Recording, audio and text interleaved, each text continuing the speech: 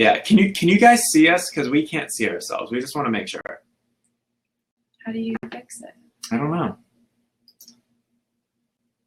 know. Toggle that back on. That's weird that we can't see ourselves. At least we could see ourselves now.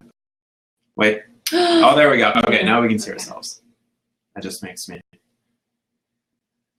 There's actually one speaker after us. It's Tasha Mali. Yeah. So yeah, when we signed up for this, originally Ted told us that we'd have the very last speaking position, which I thought we did, but apparently there's someone after us. So lost the cracks there. We're not the last. We're not the last, but that's all right. I didn't even realize until I checked the schedule today. So that's cool. What we wanted to talk about in or we can got the casino. If you guys, all right, we'll kind of leave this one a little bit more open. So the first week we talked about plant-based weight loss. Then we talked about like minimalism and tiny houses and alternative buildings. Last week we talked about visualization and like setting dreams for yourself and working towards them. Today we kind of wanted to talk about how to have an impact on social media, or like it could even go in the direction of like how to make money on social media or do whatever you want on social media. So we can kind of go in that direction. But if you guys have questions that are totally going a different way, then we'll just take those too. So that's actually a good question for Derek. This question was for the last couple. You awesome folks could enlighten my soul with your thought as well. Yeah, we could.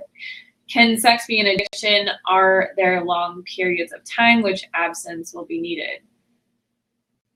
Derek actually did NoFap for a long time. NoFap is hard, right? Because your natural, I did periods like I think over 40, 50, maybe even up to 90 days. I would actually have to check my YouTube videos to see what happened. Yeah, it was a long time, and it's a really interesting experience. Well, explain what NoFap means. It means just not masturbating to ejaculation. Yeah, no ejaculation or orgasm for a prolonged period of time. You went like 80 days without having an orgasm. Yeah. I could never do it. I tried to do it, but I couldn't. It's kind of like any type of, like say you're trying to quit cigarettes. It's always like the first initial bit that's the hardest, but then after you've done it for a certain period of time, then it's not so hard, pardon the pun. Anyways, so can sex be an addiction? For sure. I mean, sex can be an addiction like anything else in the world. Yeah. And, maybe even going along with that, like masturbation can be an addiction as well. I think it really, like, we're not experts on this at all. Like, I'm sure there's like psychologists that specialize in this. I think I know what to say about this. But I would say if you're using sex as a way to like feel better. Yeah. I was gonna say, but even like feel something. Yeah.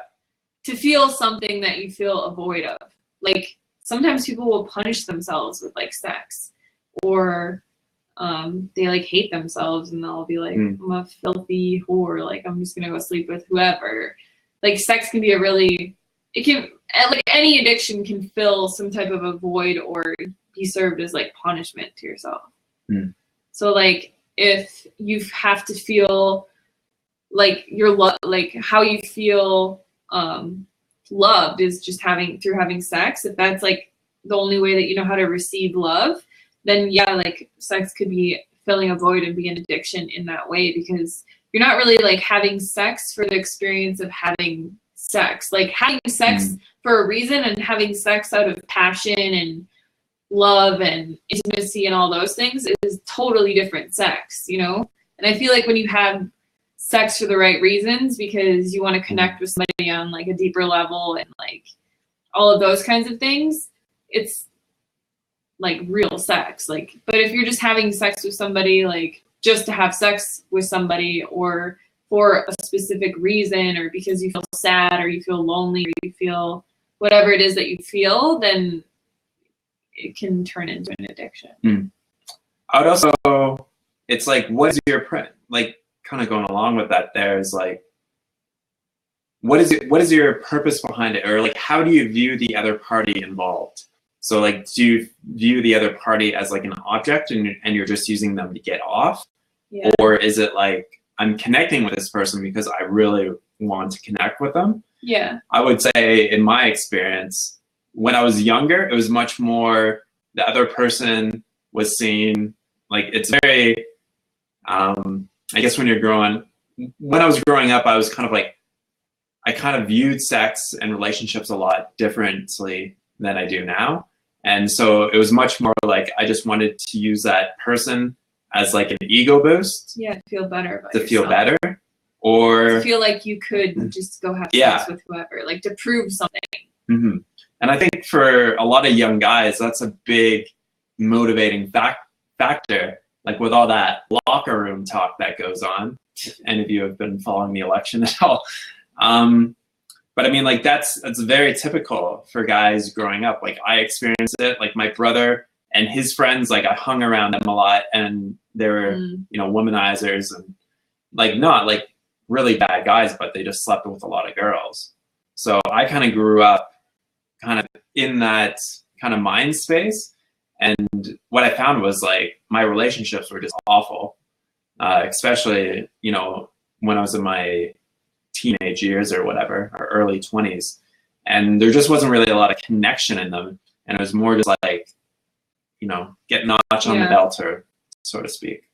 I guess like coming from a girl's perspective, there can be a lot of pressure to have sex, especially if you're younger and like say you're in a relationship for like 3 or 4 months with a guy. It's like, oh, is this going, you know, I'm talking like high school, like is this gonna, like I have to have sex with this person, like you kind of feel like it's something that's just gonna happen and has to happen at a certain point. Like all of my friends had sex before me. Like I was the last one to have sex out of all my friends, and I honestly just felt pressured, and I went to a party and like got drunk and had sex with this guy. It was like, I remember like thinking, like as it was happening, I was just like, I could be doing this better myself. Like literally it was so bad just because it was like not for the right reason. It wasn't because I like loved this person or had any connection with them whatsoever.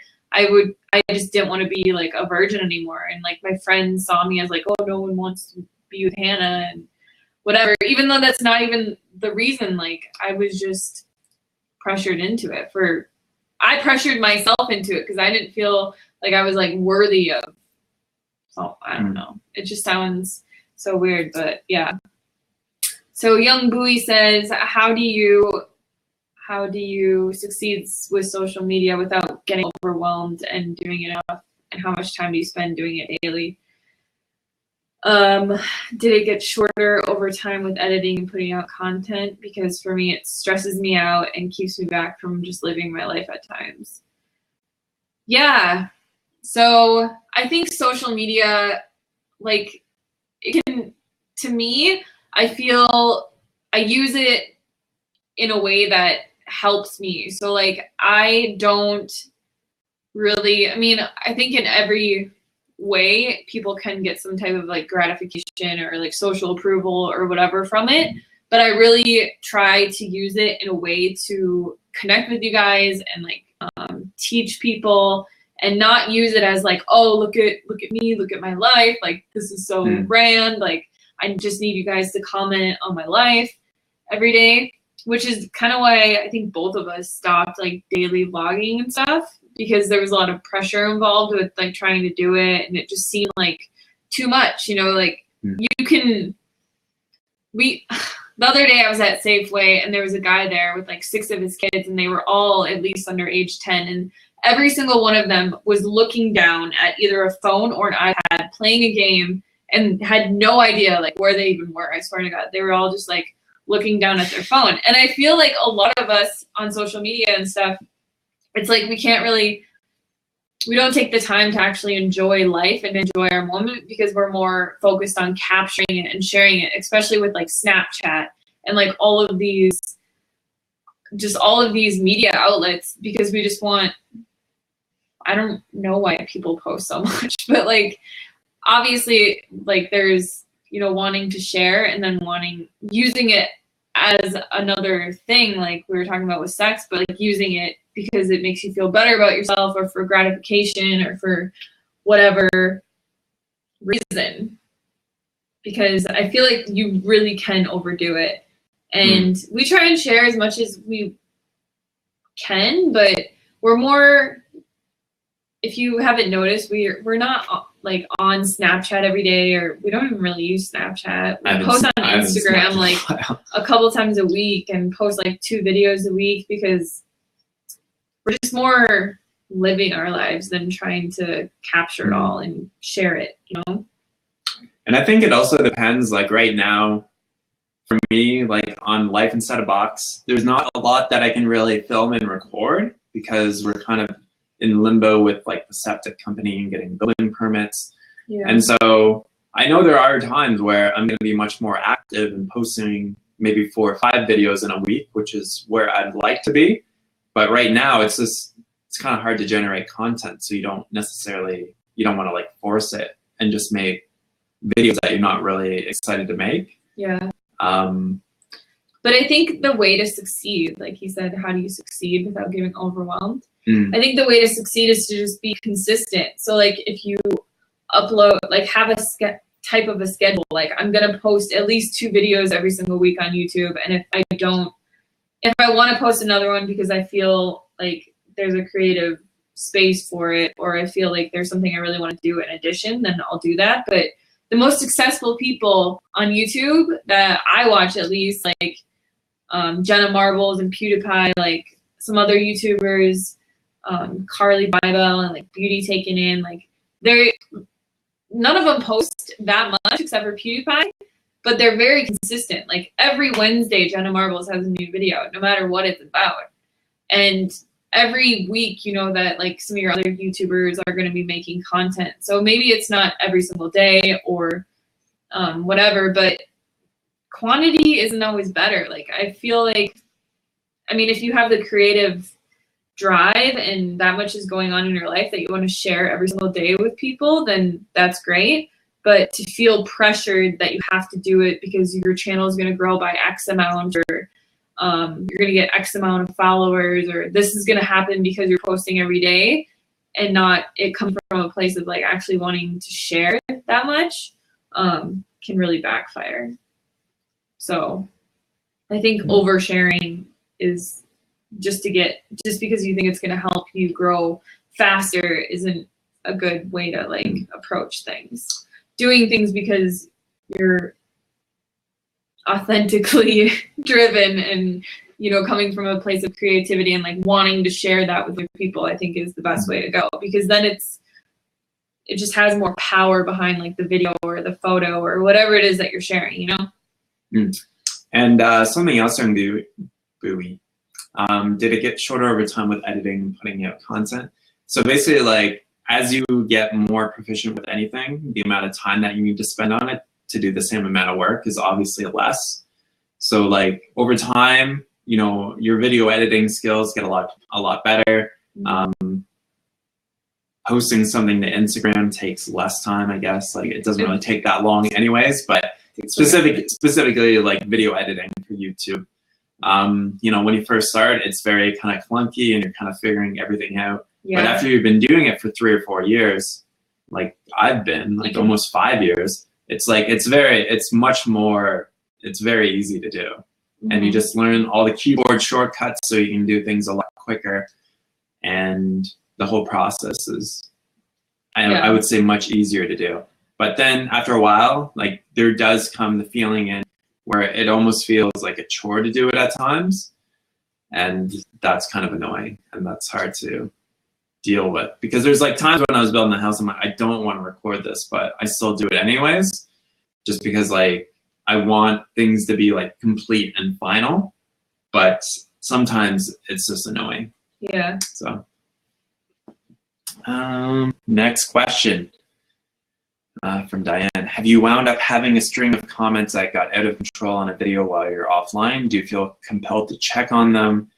Do you feel a need to keep looking at comments, or do you even read all of them? That's a good question, because you're starting to get into our mind there. Because like some comment threads, It usually typically happens with bigger YouTubers that just have just a shitstorm of trolls following their videos.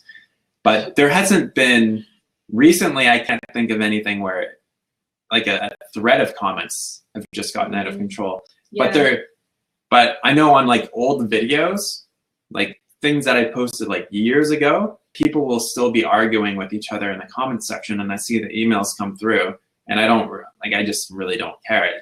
They're not usually, sometimes they might be making a comment about me, but I saw a lot of those where they're just like very strange comments usually, and I'm just like, what the hell is this person thinking? And what I typically do is I look at it, I'm like, I really don't want that on one of my videos, so I just block that person from commenting on the videos. And you can't block someone from your YouTube channel, they can always watch your videos. But basically how it is now is you can block them from commenting, so they leave a comment and they think that they left a comment, but it won't actually show up in the comments section. Yeah. And so that's kind of how it works now with that. And that's kind of how I deal with shit like that. Yeah. I don't even think that I read all of the comments, but I try to. The only time that I've ever had like things get really out of hand was back when people were like slandering us online. That was really the only time that I was like deleting stuff. Because even if somebody, like on my video, I made a video called How to Look Like You're 20 When You're 30. Comments were, some of the comments were just so mean. They're like, honey, you look your age. Don't think that you look younger, blah, blah, blah. And we get it all the time that we look so much younger. People are always like, oh my God, I thought you were like 21. Like, it does happen all the time. But I didn't just go and delete all those comments because I don't really give a shit how old people think I look, because I don't really care how old I look. Like, honestly, I have like wrinkles and stuff, but I don't focus on them, and I don't. Where? I have wrinkles. I don't focus on it. I don't care. Like, I know that I'm gonna get old and that whatever, but like, if people think I look like I'm fucking 40, then they can they can post a comment like that. I'm not gonna delete it because I want people to have like their opinions. I also find that like if people are ever really like slandering me for no apparent reason or something on my video or on somebody else's video, I don't even have to stand up for myself, because my amazing subscribers just like go to town on whoever said whatever about me. And they're just like, you don't know him, I'm like, she's amazing, she never. Usually it's just like some weird BS that somebody made up or some rumor or something, but I don't know. I feel like once you get defensive and start feeling like you have to defend yourself, it's like then people just get more suspicious. Yeah.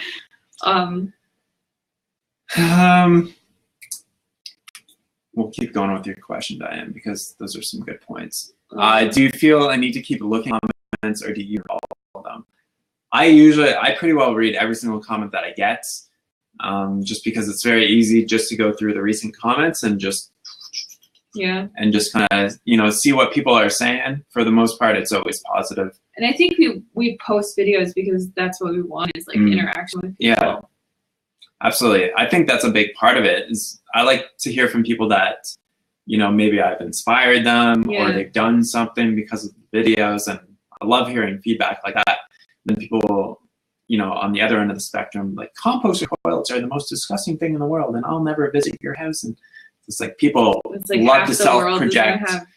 Yeah, people do love to self-project in the comment section. So I would say that I don't necessarily, something that I think most YouTubers keep an eye on is I like to see how many video views the video gets in the first hour, because the first hour is typically, you're going to see basically how well you can essentially predict with pretty good certainty how well your video is going to do within the first hour of you posting it. So it's like, you typically have a number in your mind of what your normal is. So say it's like, recently it's like I've been getting over 1,000 video views in the first hour on recent videos. So I know that video is probably going to get at least between 12 to 15,000 in a day or so. And say the video only got like 500 views, I'd be like, is it the title? Is it the thumbnail? Like why aren't people clicking on the video? Yeah. So that can just be, something that you just try to get that feedback just to see, it's like, can I tweak the title? Can I, put a better thumbnail in? in order to get people to click on it. Because I love how people are like, oh, like you guys are just like, they don't usually say that to us, but maybe they say it to other YouTubers like, oh my God, you guys are just in it for the views. And it's like, well, yeah, you want people to watch your video if you think that you have a good message that you're trying to get across. And it's like, if we were really just in it for the views and the money or something, we would be doing paid sponsorships. That's all I would do on my channel, because I could probably make 10 grand a month just doing paid videos.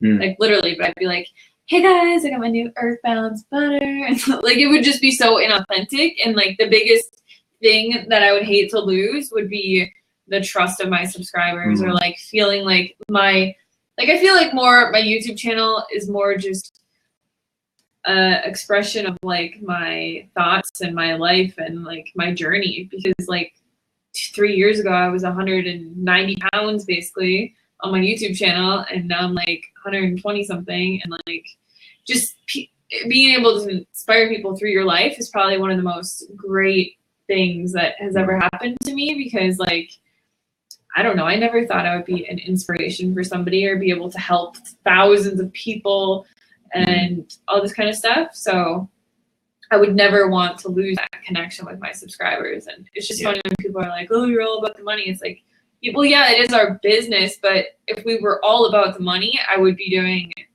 paid videos all day, every day. And doing paid posts on Instagram, because I can make so much money. I think if we're all about the money, it's like people can sniff that out. People are not stupid, right? They can sense it, right? And I think if you're all about the money, then I think we'd make less money. Yeah. But since we focus more on giving free value and contributing to other people and inspiring people and helping people. It's like that's our main focus. And it's like the exchange of that is like the more that you give out and the more value that you provide to other people, it's the more that you get back. Yeah. And that could be in the form of money as well. It doesn't necessarily have to be, but it's like it's an equal exchange. So it's like, you know, some people say that money is the root of all evil, and it certainly can be, especially like in politics. We see that, you know, the corruption is crazy with all the money involved. But you want to give, but also it's like the money exchange is also an exchange of value. So the more value that you're providing to other people, the more that you're rewarded for that. Yeah. That's how I like to look at it, because it's much more empowering than thinking it's like, ooh, yeah, like I made a lot of money, right? Like money. No, it's like I helped a lot of people with this, and I'm just getting rewarded for that help. Yeah. Or just like sometimes people are like, oh, I'm going to make like an ebook because I just want to like make money. And then they have an ebook, but like it barely sells. And it's like, you can't make something out of like that place. Like you need to make it like, I want to help people. I want to inspire people. I want to, you know, teach people, and coming from that place and like giving as much value in that book as you expect people to pay for it. Yeah. And then you're going to get what both of you are going to get what you expected and what you want. All right. Miss Messy says, I love your name, Miss Messy. Should read my name. Does the Kakoo do the same thing as the Instant Pot? Got Kakoo 2 years ago, barely use it. It speaks Korean. You can actually change it so it speaks English. Yeah. Ours spoke Korean when we first got it. I like the Korean voice so much better. Yeah, it's because you just don't know what it's saying. And I'm confused if it works the same as the Instant Pot in terms of pressure cooking, or do you only use it for rice? We haven't experienced. Yeah, we only use it for rice. We just haven't experimented with it as a pressure cooker. But it is a pressure cooker. Yeah. I just don't think that it's as powerful of a pressure cooker as an Instant Pot. Like an Instant Pot is like a pressure cooker on steroids. I think that still would get up to the same pressure. Yeah. It's just that there's just not a lot of volumetric space inside of it. Yeah, like ours is a lot smaller than the Instant Pot. Yeah. But still, like a rice cooker is not the same as an Instant Pot in terms of pressure. Because there's high pressure and there's medium pressure. And a rice cooker would be more like the low pressure on the Instant Pot. Because it cooks it under pressure, but it's not a very high pressure. Yeah. Well, I know, like the Kakoo is also, it's made to cook like amazing rice. So it's made like with the best pressure in mind for rice and things like that. But it is a pressure cooker. Like if I was alone, if I didn't have Derek and we didn't have an Instant Pot book, and I had to choose between, I'd probably take the Kaku because I just love it. Yeah.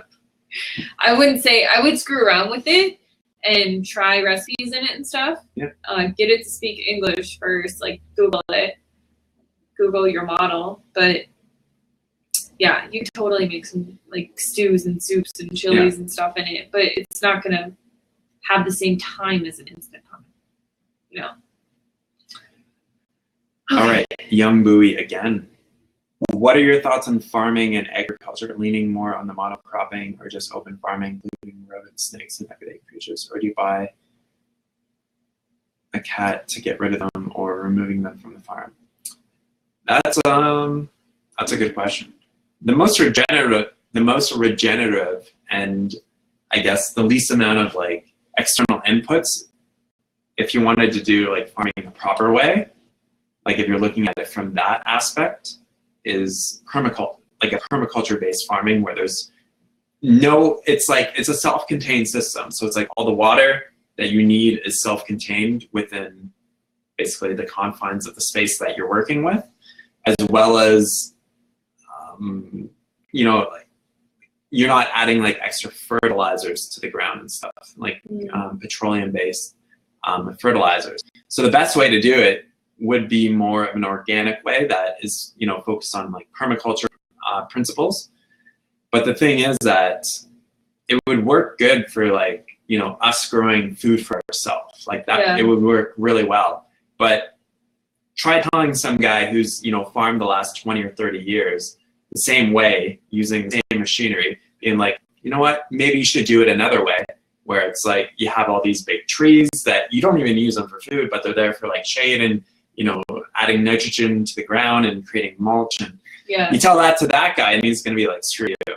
So I think it's more like, it would be great if our food was grown in that way and in a more permaculture way, because obviously it's much better for the environment over the long run.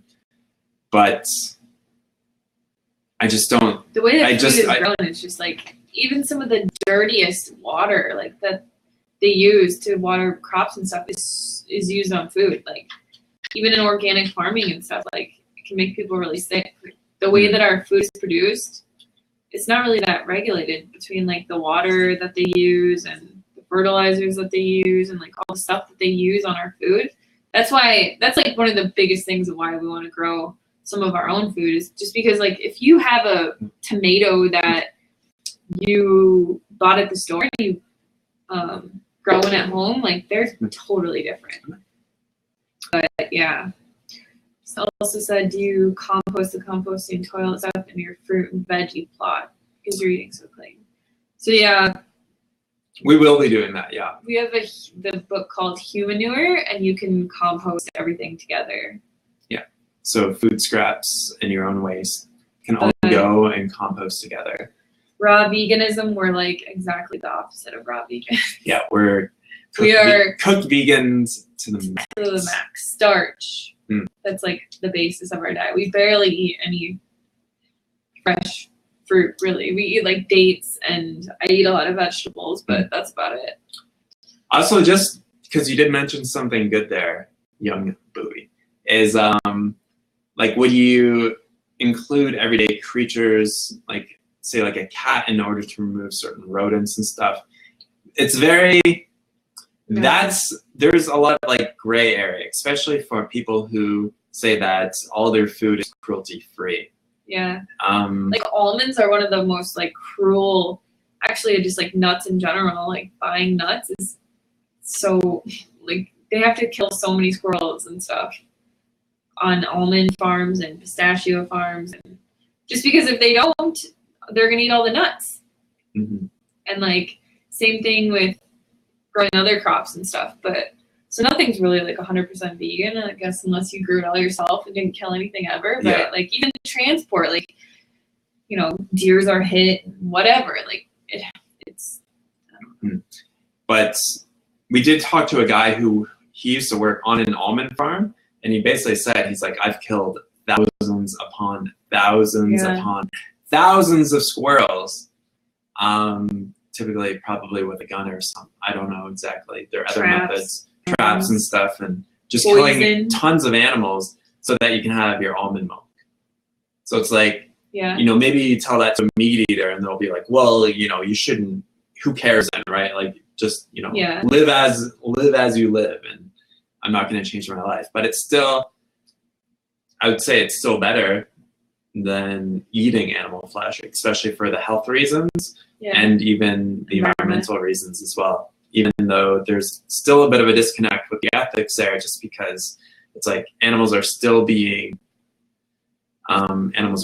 killed. So, But like, yeah. yeah, like don't be like, It I'm not gonna happens- eat almonds anymore. But It it happens would be with the every same. crop. It'd be the same with pretty Ants, well spiders, any type of insect like hummingbirds, things like that. Like tons of animals are killed every single year because of farming. It's just the way that it happens. But people are also killing tons of animals to grow corn, to feed it to another animal that they're just going to kill, which uses so many more resources and so much more food and land and water and everything to grow that it's like, it's better to farm almonds than it would be to have a dairy farm.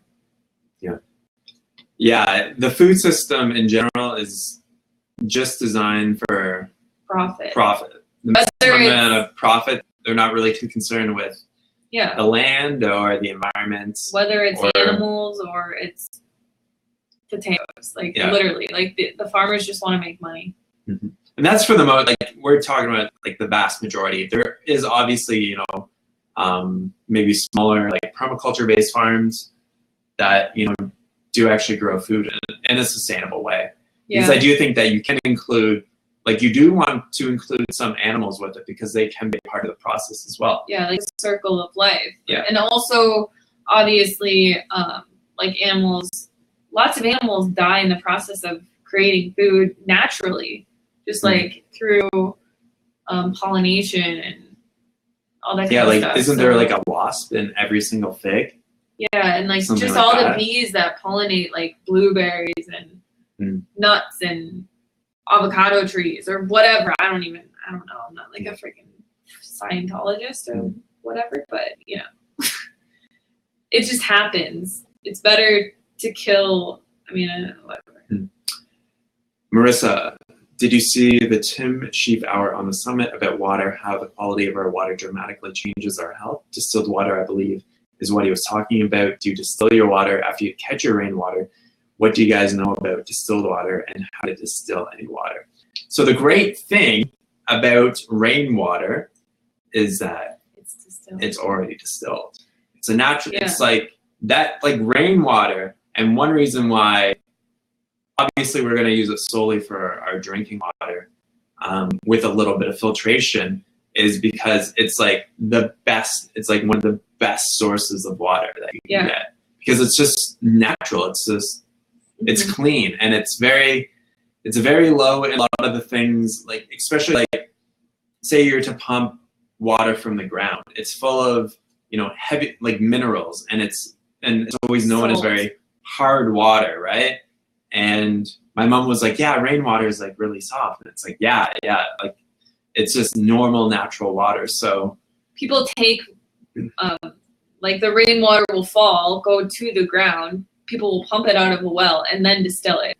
When they like smart water is water that has been distilled through the natural process of the clouds, and then they collect it somehow. Like it's a rainwater facility, so they collect it somehow, and then they obviously like clean it a little bit further. But yeah, rainwater is distilled water. We'll keep going along with the water, and then we'll answer Young Boogie with into sports and stuff. So when the water sits in your tanks, does it become undistilled? No. I don't. It would only become undistilled if it were to go through some process of like mineralization and gathering other nutrients into it. So that would be like if it went through the ground, it would accrue all of these other particles and sodium and all that kind of stuff with it. But it doesn't undistill. The plastic, well, I mean, obviously maybe it does, there is a bit of leach from the plastic, but it's the final, poly. yeah. And then also the final step before we're going to be drinking it is it's going to go through our Berkey filter, which is a really good water filter. So I believe that any of those extra contaminants or pieces or like something from like the plastic, the poly tanks that they'll be in for most of the time. Yeah, you know what? Maybe there is a little bit of stuff in there, but then it can be filtered out easily with the Berkey. So. Do you think your tanks have to be a certain material to help keep the water good? I mean, there's tanks that are rated for potable water, so just for drinking water, and they're considered safe. Then you add like a teeny amount of bleach to them to keep it from becoming like a swamp. Yeah, to keep any bacterial, like Bacteria. algae growth. But the tanks do need to be, I guess, they can't let any light in there, into the water, or else algae will grow. So if you were to, Can't let any light in it? yeah. So the tanks are a certain color. They're not like, there's like clear plastic tanks that are called like IBC totes, and it's like you want to cover those so that there basically is no algae growth. So that could definitely deteriorate the quality of the water, is to basically have the sunlight on it. Let's see what else. All right, let's go to Young Bowie's question here. Are you guys all into any sports, or have you had any interest in sports before you started these new projects you're doing now? Any plans for sports in the future? Sports. I played like every single sport when I was growing up, and I think I'm just kind of over it. Like softball, basketball, soccer, track, gymnastics, swimming, volleyball, cheerleading, everything. Yeah, I played a lot of competitive sports when I was younger, and those were really good experiences from like the age of like 3 until like 15 or 16 or so. But I guess like recently our sport has been cycling, but that's kind of fallen by the wayside because obviously we bought a vehicle, but also just because our interests are a little bit different as well. So I'm much more interested in like alternative buildings, tiny houses, all that kind of permaculture-based stuff. And I'm not so concerned with my fitness level. One thing that you realize over time, or like since I've been, working on that for a long time, is it's just not, I just don't see the point in trying to achieve a very high level of fitness, because there's just no, like, other than the actual process of achieving it, there's no other reason for me to do it. It's not like I'm going to go around and race my bike. So it's like all that time and energy invested, which it is a lot of time and energy. Like, to me, it would almost seem like a waste. It would, like, if I were to go ride my bike more, it would just be more just for a little bit of fun. But I wouldn't really consider it sport at that point. It's more of like a leisurely activity. Yeah. What do you think about chemtrails? Chemtrails Into the water. The thing is, like, even if it did, that water is still going to fall on the ground, which is still going to seep into a well, which is still going to be pumped out, which is still going to be the same water that you'd be drinking anyways. So it's all the same water, but it'd be better probably than going through the ground. Yeah. I don't know. I don't know enough about chemtrails and stuff, so. But apparently, I think when we took a photo or a video of our house, people were like, "Oh wow, there's so many chemtrails there." I'm like, "Well, that's not good." Or an airplane just flew by. Yeah. Extreme sports. Do you like roller coasters for fun? Oh man, I love amusement parks. Roller coasters are awesome. We just went in the new Tesla today, and it was like a roller coaster. Yeah. Thing takes off so fast. Yeah, they are like a roller coaster. Like. I don't know. You guys ask it. Yeah. Yeah, if you guys have any more questions, this is the last time that we're going to be doing this. And then we will do Facebook live chats, but every Sunday probably. Yeah, but it just gets crazy in there. And yeah. It's a free for all. We went and we test drove a Tesla today. We kind of made it seem like we bought one on Instagram, but we didn't buy one. It's like $100,000 car and we don't have $100,000 to sitting around. Well, we just we're just gonna go buy a Tesla today. We just went to like test drive them because we thought it'd be fun. Yeah. We want to get them in the future though. Like, if you have a Tesla dealership nearby and you have the opportunity, just set up a test drive. Oh my God. And you'll just be like, whew, it is just a totally different car experience. Yeah, the Tesla, what is it, the 3? Like, yeah, that one's the less. Model 3, it'll be like $35,000. But I don't want the Model 3, I want the Model S. And Derek wants the Model X. Or a pickup truck. They want to build a pickup truck in the future. Yeah. What do we want to see different about the world before we die? What do you want the world to be? I want to see, I would love to see factory farming shut down. I don't think that all farms would shut down.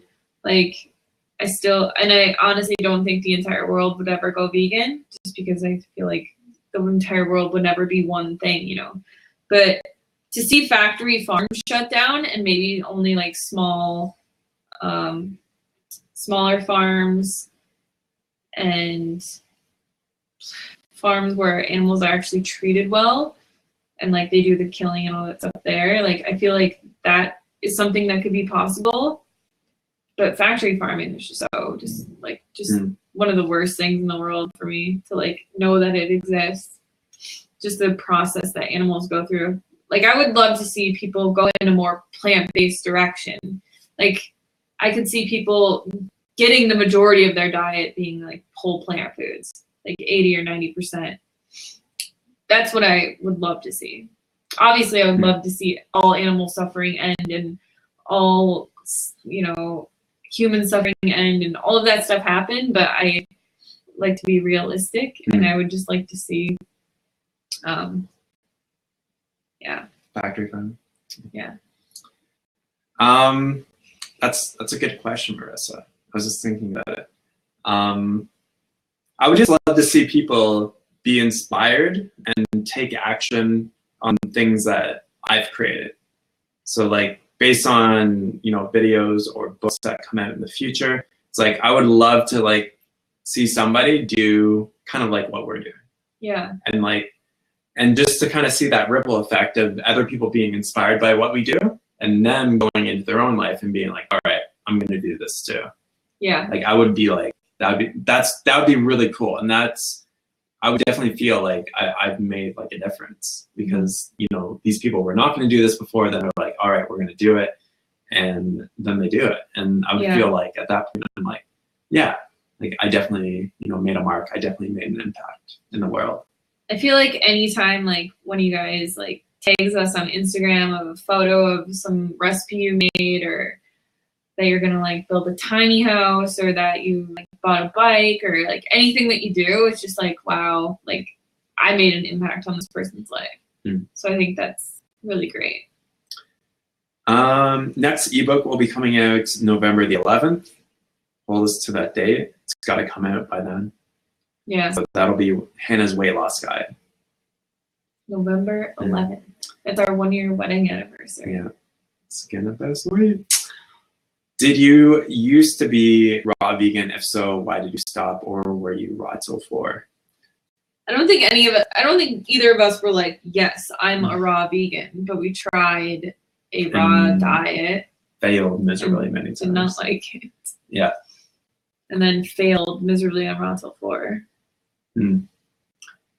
I think initially when I first even got introduced to veganism, it's like the whole idea was that everybody, like raw was law. Yeah, everyone was cooked raw. Food was just like the devil. It literally was back then. Every person on YouTube was a raw vegan. And if you weren't a raw vegan, then you were just like the unhealthiest person ever. That's why you have all those problems in your life. Yeah. Because you had some cooked, there's some steamed rice. It's why you have debt. It's why you have acne. It's why no one loves you. It's everything. Yeah. It's why you don't love yourself. Like, it was just like, yeah.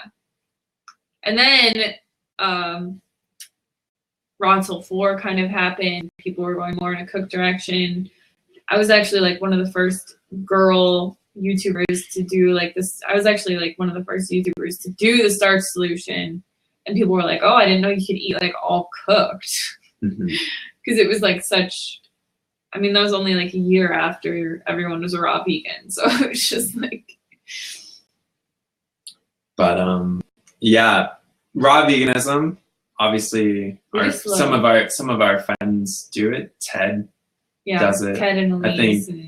I think Connor and Brittany. Like maybe they're a little bit more lenient, but I think like, they're primarily raw. Whatever works for you is great. Yeah.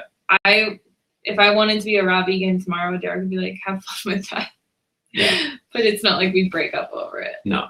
Like we eat like Asian people. Like we go to the Asian store and we buy 4-5 bags of rice, and we go there every month. And the guy's like, "Oh my gosh, you guys are buying a lot of rice." Eat a lot of rice. So we're like, yeah.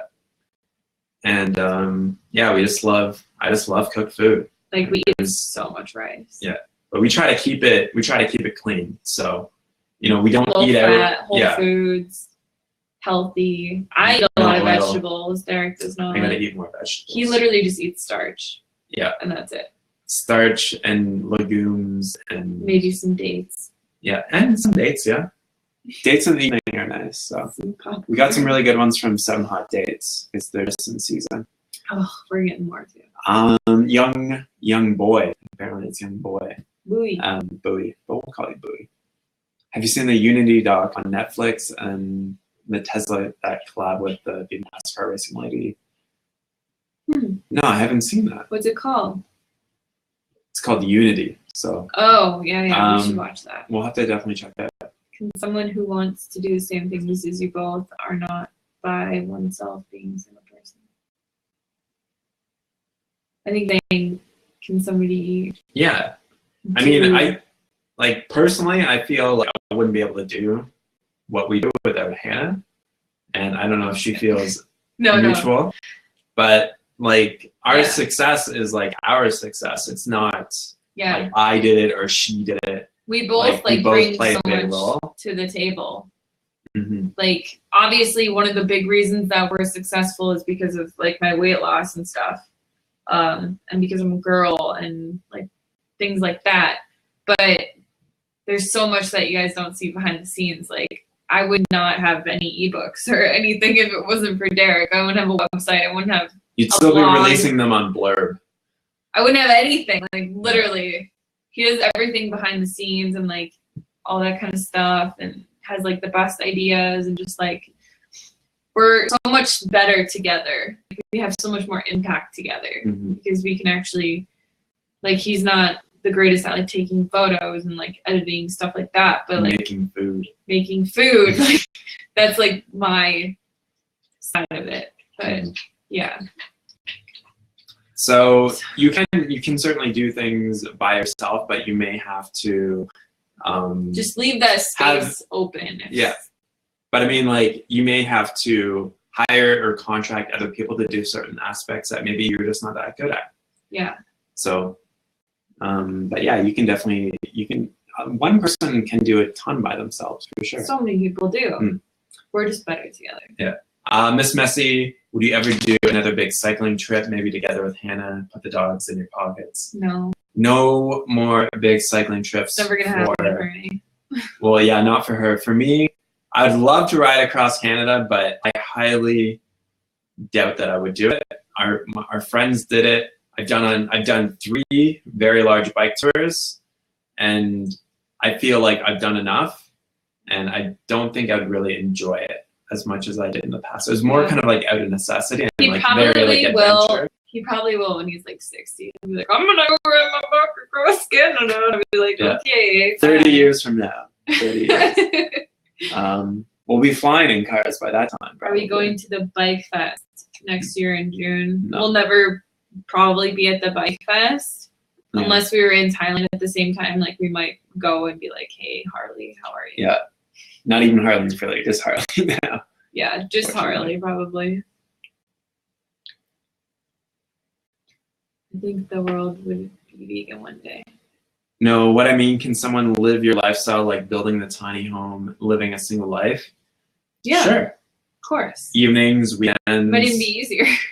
Yeah, because you have full creative control over it. You don't have to decide with somebody else. Like if I wasn't gonna, you'd also have the whole house to yourself. Like it'd be your space, you know. Yeah. I feel like it might be hard. Say if you did do it all yourself and live there yourself, and then met somebody and tried to have that person come into that space, because it's such a small space, and you'd probably be like I would kind of freak out if I had a tiny house that I like built myself, and then someone started living in it with me, because I'd be like, yeah, you know, just because it's your space, but you'd have to be open to that happening, I guess. Yeah, but even if you're single, it's like you can still get friends and family to help you out on some of the projects and stuff. Yeah. So it's not just like, you don't have to think that I'm only doing it by myself. If you want to, that's totally cool, but you can always get help from friends and family. Like in order to raise the walls, I had to have 3 other people there just to help me with that. But the rest of the house, you know, I didn't need to have somebody else there. I could have done it all myself. So maybe not the drywall, but I would probably do drywall if I was doing it by myself. Thank you so much for being here anytime. Thank you. Thank you for joining, Marissa, and everybody else that has joined us for the Vegan Summit. It's been totally awesome. Do you guys want kids? We have 2 kids. They're just furry, and I've had a vasectomy, so it would be hard to have a child. You want to say hello? Bubba doesn't like being picked up, but Say hi though. Hey guys. these guys, what I love about dogs is that they still give you love and affection, and they're very low maintenance. Yeah. They're not, it's like you can leave them at home, leave them out some water and some toys, and they're good for, you know, you can go away for several hours and come back and they're happy to see you. And I just prefer having dogs. Yeah. So they don't talk back very much that often. What else do we have? Are there any other YouTubers you'd like to collab with? Missing Mummy Tang. We miss Mommy Tang too. Yeah. Mr. and Mrs. Vegan. Yeah. Just because I love them. What else? Stella the Light. Plant-based athlete, Jay. I met Jay. Or Michelle. And Michelle. And like those are the ones that we've kind of like connected with a bit. And if we don't mention like Connor or Brittany, it doesn't mean we don't like them. We just have never really connected with them authentically. No, just kidding. No, but like anybody, honestly, like I think we'd be open to any YouTuber as long as they weren't just like, hey, you want to do a collab video? Because then it's like, not really. But yeah, if it was like we met up with them and it was like we were with them and yeah, whatever. We'd have whoever in our videos. Like, be cool to collab with our neighbor. He's not a YouTuber, but it'd be cool to have him in some of the videos because he's a funny guy. Al, just Al, our neighbor. Complaining about. Yeah, just he's like the typical guy who's like retired and complains about everything, but it's like funny. Yeah, because we'll call him out on it a little bit. It's like bit. that city doesn't know what they're doing. Yeah, yeah. He's like. It's like it's very typical. He complains about the snowbirds that come down and drive at 35 miles per hour in a 55 mile per hour zone, and he complains because they're the snowbirds that come down. And he's like, these retired old people. It's like you're a retired old guy. But he's like, yeah, but I don't drive slow like those people. Yeah. Would we want to adopt? No, not now. Not now, no. But I could like if we were to have children, then we would have to adopt. Unless... I could never see us adopting a kid though. Yeah. See, the only way that I would ever probably have another human in my life is like if Derek died, and then I would be like, I'm gonna adopt a kid or something. Yeah. I'd probably just get like 12 more dogs and live for my life out forever on the tiny house and just be like depressed. So. Oh, you don't have to be depressed and sad. I would be so sad. Yeah. But no. Yeah. I'm just not. I don't know. It's children are a big time investment and a big money investment. If the vasectomy was like a whoops and it like failed, I don't know, we'd have some serious discussions about what to do. Yeah. Like, but I feel like if something like that happened, it would probably be like, it was like meant to be. yeah, it was like a sign, and Yeah. it'd be like, okay, we're gonna have a kid. Where are we gonna put them in this tiny house? How do we have to adjust our life, and how would we grow from it? And it would be a whole new challenge and experience. So But like, I it would do have know to be like an accident like that. yeah, It's not consciously. I'm like, yeah, I want to have a child. but hopefully that wouldn't happen until we were like 50 or something. Yeah. Totally don't want to do anything. Mm. I don't know. Sorry. We probably sound like terrible people. Yeah. Like sometimes we look at each other and we're like, we're terrible people. Because we like body shame our dogs so much. That's like it's just totally like a joke because like Bubba's like chunkier He's a pug and he's a pug, so we he's feed got them a vegan diet and I like make it for them and stuff. And I'm like, how did you guys get so fat? When in reality they've lost like 5 pounds. And you know, like your dogs, like especially when they're a pug, it's just like you're just like my little chunky chunker, and you just call him that, but it's not like he's fat. Like he's not like an obese dog. It's just where we always say like if our dog actually could understand what we said, they'd be the most damaged like children. They would have the lowest self-esteem ever. Because sometimes when we're bored, we also like just pretend they're talking to us and like We have these like fictitious conversations with them where they're like calling us like names and stuff, and it gets like, really weird, but it's just I don't know. I guess it's I our feel way like of connecting with them. I feel like everybody that has a dog does that though. They're like, oh yeah, like when are you gonna give me food? He's like whatever. I don't know. What are you doing in the kitchen there? Getting some food. That's what like what they're saying to us.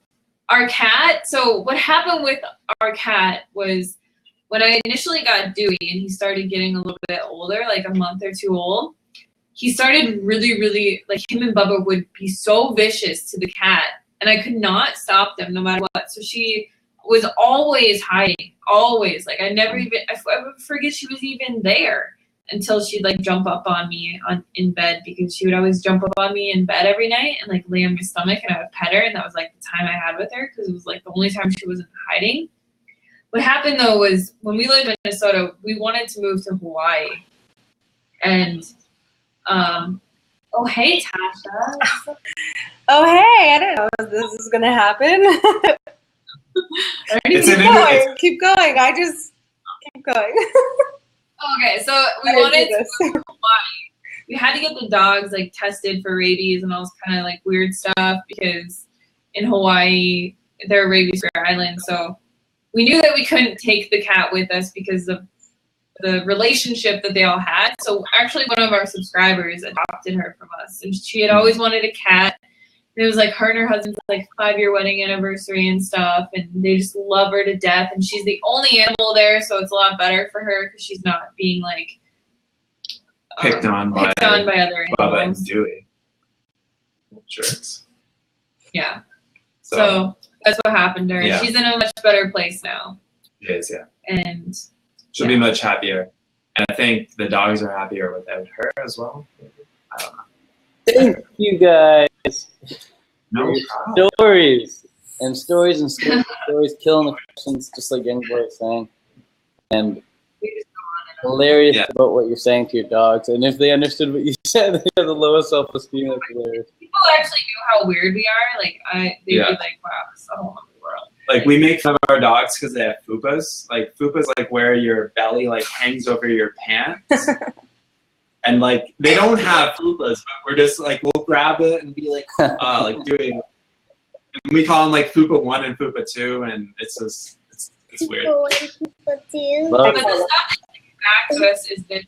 Yeah, they're pretty mean. They're pretty mean towards us as well at times. So. Thanks so much, guys. Past 4 weeks ago, it's been amazing. Thank you. There he is. There's a little pugster. There's fupa 1.